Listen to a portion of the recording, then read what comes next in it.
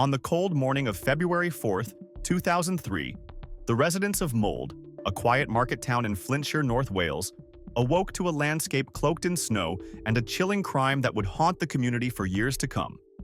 At around 7:15 a.m., a local resident stepped outside his home on Clayton Drive to clear his car windshield before heading to work.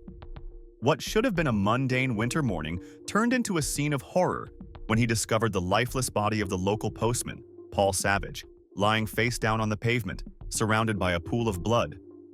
Paul had been brutally attacked, struck at least 7 times with a wooden club measuring 18 inches, fashioned from a banister rail. The weapon, discarded nearby, bore traces of Paul's DNA, providing grim evidence of the ferocity of the attack. The injuries inflicted were catastrophic. His skull was severely fractured and his jaw was completely shattered. Emergency services were immediately called, and Paul was rushed to Wrexham Mailer Hospital. But despite the efforts of medical staff, he never regained consciousness and was pronounced dead. Paul Savage was a 30-year-old husband and father of 1, originally from Sale, Greater Manchester. He had moved to Mold in 2002 with his wife Charlotte and their 4-year-old daughter Rianne, hoping to start anew. In Manchester, Paul had struggled with depression, weight loss, and dissatisfaction with his career as the owner of a pound store. Seeking a fresh start, the family relocated to North Wales, where Paul secured a job as a postman with Royal Mail. The change brought a noticeable transformation in him. According to Charlotte, Paul became a happier, more optimistic man. He loved his new job, which gave him a renewed sense of purpose, and he embraced positive lifestyle changes, cutting back on smoking and drinking while working to improve his fitness. His colleagues described him as pleasant, dependable, and well-liked, a model employee who seemed to have finally found his stride. On the morning of his death, Paul began his day as usual, waking up to his alarm at 4 a.m. Although he lingered in bed a little longer than normal, he eventually rose and prepared for work. His rounds took him through the streets of Mold on foot and bicycle as he delivered mail. Tragically, his route would be his last. As Paul carried out his duties, he was ambushed and subjected to a vicious assault that would ultimately claim his life. Shortly after Paul's body was discovered, witnesses reported seeing 2 young men in dark hoodies near the spot where Paul's bicycle had been left on Clayton Drive. These individuals, described as being in their 20s, were also seen running along the same road shortly after the attack. Similar reports emerged of hooded figures spotted in an alley connecting Beach Drive, Cedar Grove, and Elm Drive, not far from the crime scene. Additionally, a white Ford Sierra was observed in the area around the time of the incident. Despite these promising leads, neither the hooded men nor the vehicle has ever been identified, and their connection to Paul's murder remains speculative.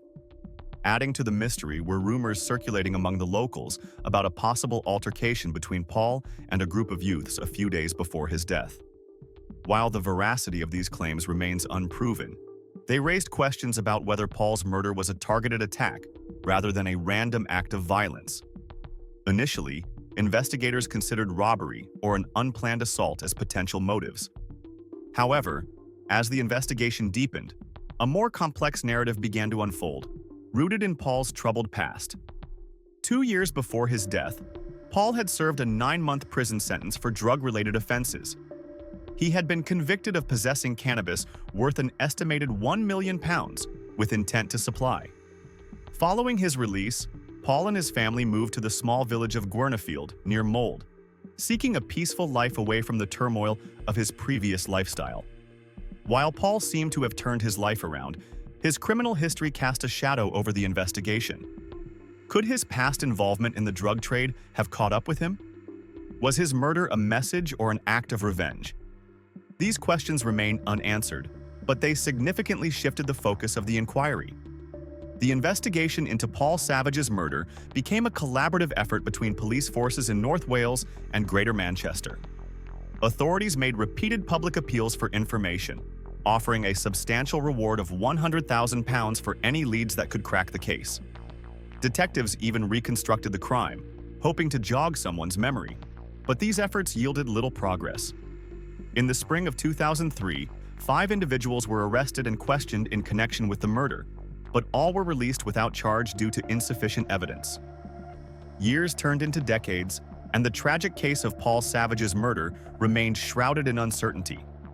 Despite the best efforts of law enforcement, the trail grew cold, leaving more questions than answers. In 2010, a glimmer of hope emerged when forensic teams conducted a comprehensive search of fields near the crime scene. They uncovered several items of interest, which were swiftly sent for testing in the hopes of uncovering new evidence. Yet, any breakthroughs or results from these efforts were never disclosed to the public, adding another layer of frustration and mystery to an already devastating case. By 2018, significant advancements in DNA technology sparked renewed optimism for a potential resolution. The case, which had been officially closed in 2009 due to a lack of new leads, was reopened for a thorough forensic review. This decision brought hope not only to law enforcement but also to Paul's family, who had endured years of heartache and unanswered questions. The review aimed to utilize cutting-edge forensic techniques to re-examine old evidence, with the belief that these modern tools could finally reveal the identity of the perpetrator and bring justice for Paul. For Paul's family, the years since his death have been marked by an overwhelming and enduring grief. His mother, June White, has been a pillar of resilience, dedicating her life to keeping his memory alive and advocating for justice on his behalf. Tirelessly, she has reached out to authorities, the public, and the media, refusing to let her son's case fade into obscurity. Paul's widow, Charlotte, and his young daughter, Rianne, have also carried the weight of this unimaginable loss. Rianne, who barely had the chance to know her father, has grown up with the shadow of his tragic death ever present in her life. The absence of closure has made their pain even harder to bear, as they are left wondering who was responsible for tearing their family apart.